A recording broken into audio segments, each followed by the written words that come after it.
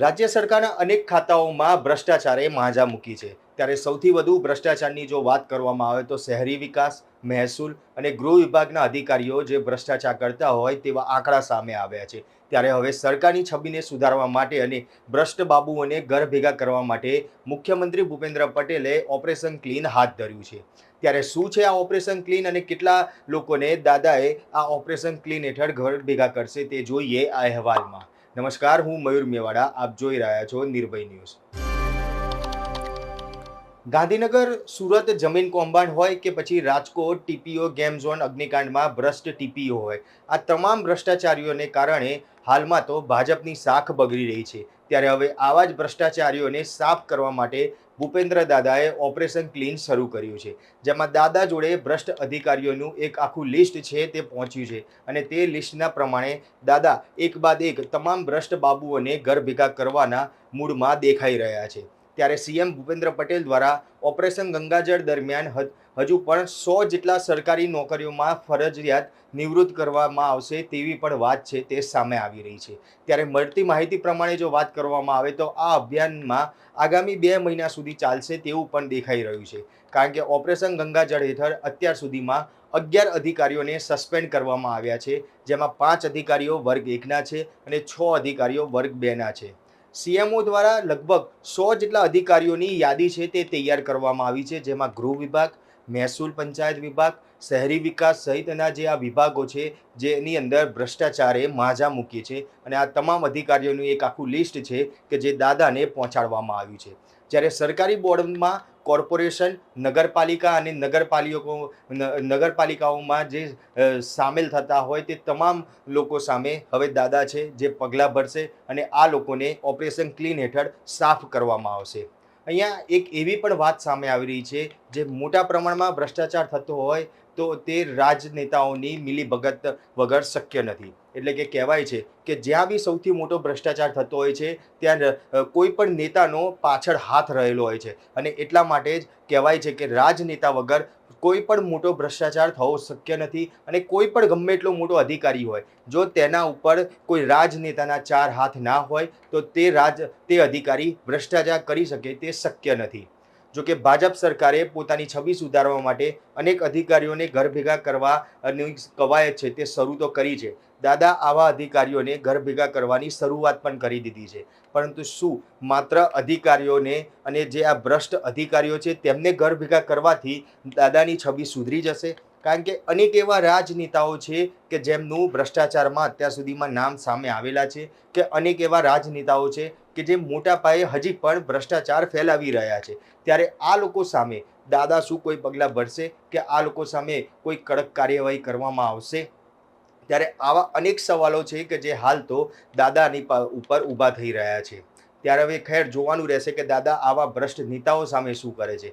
પરંતુ અત્યાર સુધીની જો વાત કરવામાં આવે તો દાદા જે અધિકારીઓ સામે પગલાં લીધા છે તેમની જો વાત કરીએ તો તાજેતરમાં જ સુરતમાં ડુમ્મસમાં જે 2000 કરોડનું એક જમીન કૌભાંડ થયું હતું, જેમાં વલસાડના તત્કાલીન કલેક્ટર આયુષ ઓક તેમને સસ્પેન્ડ કરવામાં આવ્યા છે, કારણ કે તેમને આ 2000 કરોડની જમીન જે સરકારી જમીન હતી અને તેમાં ગણોતિયાઓના નામ નાખવાનું આખું કૌભાંડ છે તે રચ્યું હતું અને તેમાં આયુષ ઓકે જે ક્યાંક પૈસા લીધા હોય અને ભ્રષ્ટાચાર કર્યો હોય તેવી વાત સામે આવી હતી, તેવા પુરાવા છે તે મળ્યા હતા અને એટલા માટે જ કલેક્ટર આયુષ ઓકને સસ્પેન્ડ છે તે કરવામાં આવ્યા હતા.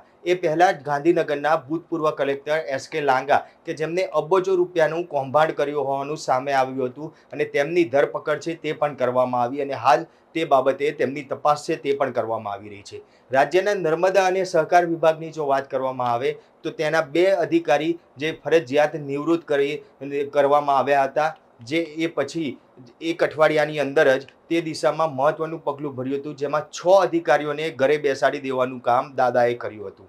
રાજ્ય સરકારે આ પહેલા ભ્રષ્ટાચારમાં સંડોવાયેલા 3 ઉચ્ચ અધિકારીઓને ફરજિયાત નિવૃત્ત કર્યા છે. પછી 3 પોલીસ ઇન્સ્પેક્ટરને પણ ફરજિયાત નિવૃત્ત કરવામાં આવ્યા હતા. 5 જુલાઈએ રાજ્યના નાણાં વિભાગના નાયબ રાજ્ય વેરા કમિશનર વર્ગ 1ના 2 અધિકારીઓ ડીપી નેતા અને એન.એસ. ગાંધી તેમને સેવાઓમાંથી તત્કાલીન અસરથી ફરજિયાત નિવૃત્ત કરી દેવામાં આવ્યા હતા. ત્યારબાદ એડમિનિસ્ટ્રેટિવ સર્વિસના ઉચ્ચ અધિકારીઓ એસ.જે. પંડ્યાને પણ તત્કાલીન અસરથી રાજીનામું અપાવી દેવામાં આવ્યું અને વહેલા તેમને નિવૃત્ત છે તે પણ કરવામાં આવ્યા હતા.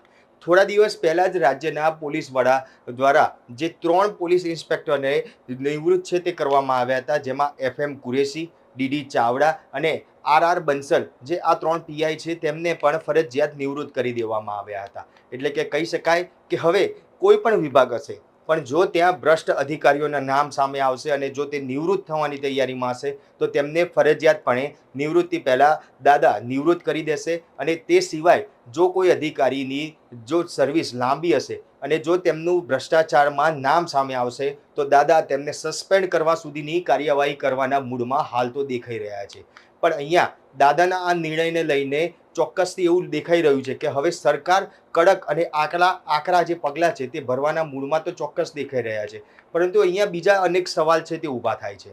કારણ કે જે પ્રમાણે રાજકોટમાં TRP ગેમ ઝોન જે અગ્નિકાંડ સર્જાયો હતો અને તેમાં જે ઉચ્ચ અધિકારીઓના નામ સામે આવ્યા છે, જે ઉચ્ચ અધિકારીઓ TRP ગેમ ઝોનની અંદર ગેમ રમવા ગયા હતા અને તેમના ફોટા પણ વાયરલ થયેલા છે, તે અધિકારીઓ સામે હજી સુધી સરકાર દ્વારા કોઈ જ પ્રકારની કાર્યવાહી કરવામાં નથી આવી. માત્ર તેમની બદલી કરીને તેમને સાઈડમાં મૂકી દેવામાં આવ્યા છે.